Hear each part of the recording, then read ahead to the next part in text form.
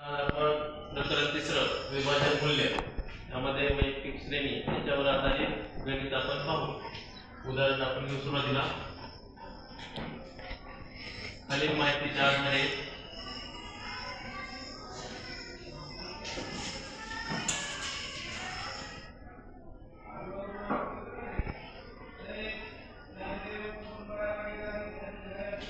तिसरे चतुर्थ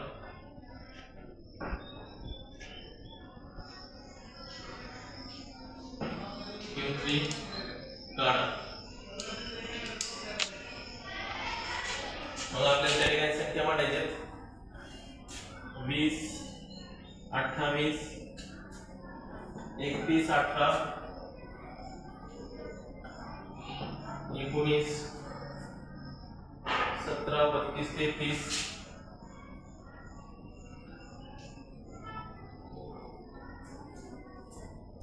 22 21 23 आणि 24। आता आपल्याला हे जर आपलं उदाहरण सोडवायचं आपलं उदाहरण उत्तर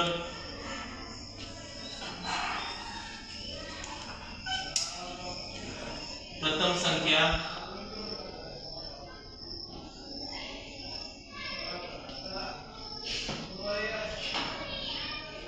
चढत्या क्रमाने मांडू।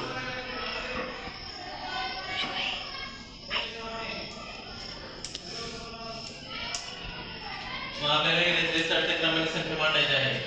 सुरुवातीला लहान संख्या कुठली मांडायची आपल्याला याच्यामध्ये 17 लहान संख्या आपली 17 18 18 नंतर 19 19 नंतर 20 20 नंतर 21 21 नंतर 22 22 नंतर 23 23 नंतर 24 24 नंतर 24 नंतर 28 28 नंतर 33 त्यानंतर 32 त्यानंतर 33।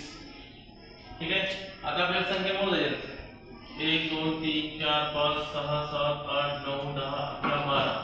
बरोबर। खालच्या पण संख्या आपण त्या ठिकाणी 12 आहेत का आपल्याला चेक करायचं 1 2 3 4 5 6 7 8 9 10 11 12 सगळ्या संख्या आपल्याला त्या ठिकाणी चेक करायचं 12 आहेत का। ठीक आहे, मग या ठिकाणी एकूण संख्या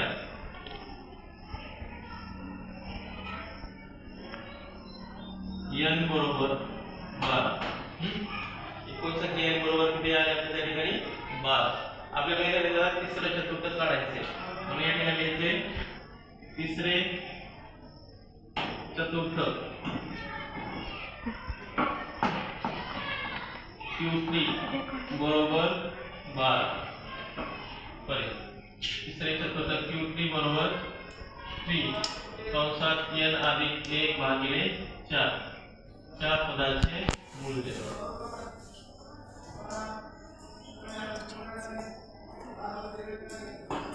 n अधिक 1 भागिले 4 च्या पदाचे मूल्य बरोबर 3 कंसात n ची संख्या किती आपली 12 या ठिकाणी 12 अधिक 1 लिहायचं आहे आणि 4 लिहायचं आहे 4 पदाचे मूल्य।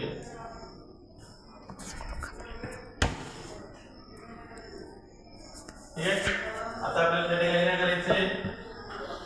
कंसातला सोडून घ्यायचं आहे। काय करायचंय कंसातला सोडून घ्यायचंय 12 अधिक 1 13 13 भागिले 4 4 पदाचे मूल्य।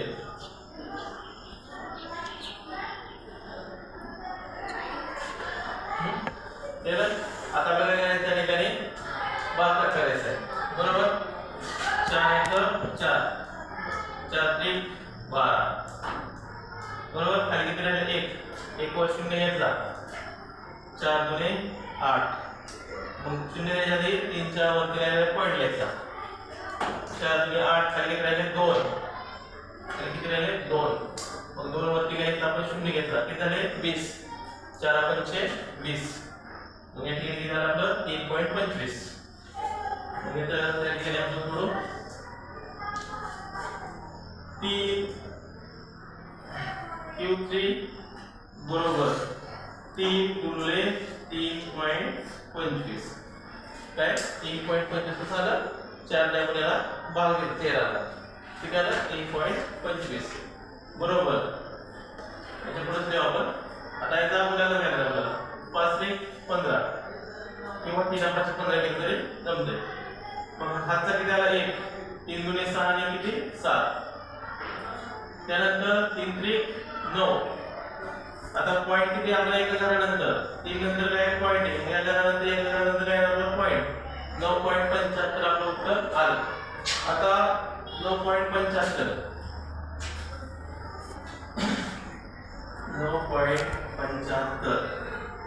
च्या पदाचे मूल्य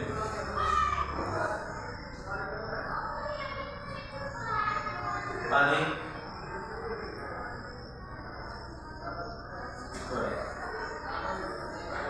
9 च्या पदाचे मूल्य अधिक 0.75 असे करा आपलं 0.75 मग या ठिकाणी आपण कंसात द्यायचे 10व्या पदाचे मूल्य 10व्या पदाचे मूल्य वजा 9व्या पदाचे मूल्य कंस पूर्ण आता 9 पद आपल्याला ओळखायचे कशामध्ये चढत्या क्रमाने संख्या जे दिले त्याच्यामध्ये ओळखायचे आपल्याला मग आपण संख्या मोजायच्या 1 2 3 4 5 6 7 8 9 किती आले 28 किती आले 28 अधिक 0.75 कंसात द्यायची संख्या 10व्या पदाचे मूल्य काय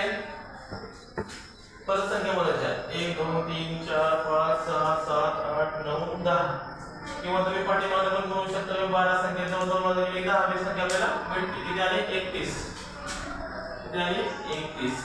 वजा 9व्या पदाचे मूल्य किती आलं आपलं 28 वजा काय करायचं 28 बरोबर कंस पूर्ण करायचं आता आपल्याला काय करायचे 28 अधिक 0.75 31 मधनं 28 गेले किती राहिले 3 राहिले किती राहिले 3 बरोबर 3 आपण कंसात पाडले बरोबर 28 अधिक 0.75 आणि 3 चा आपल्याला करायचं आहे गुणाकार करायचे तेव्हा आपण डायरेक्ट गुणाकार करू या ठिकाणी 0.75 गुणिले 3 आता या ठिकाणी 28 आपण काय घेणार आहे अधिक 5 3 15 आता किती आला 1 आता आपण इथे लिहू त्यानंतर 7 3 21 21 आणि 22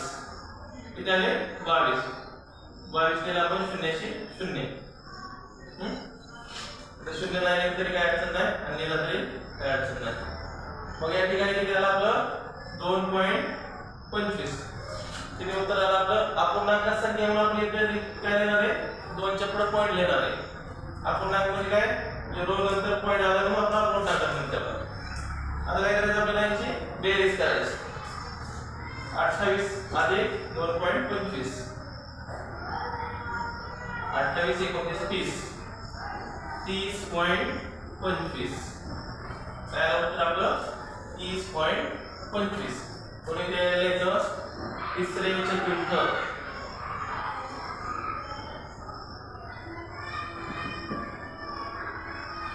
Q3 आता इथं बसा आपलं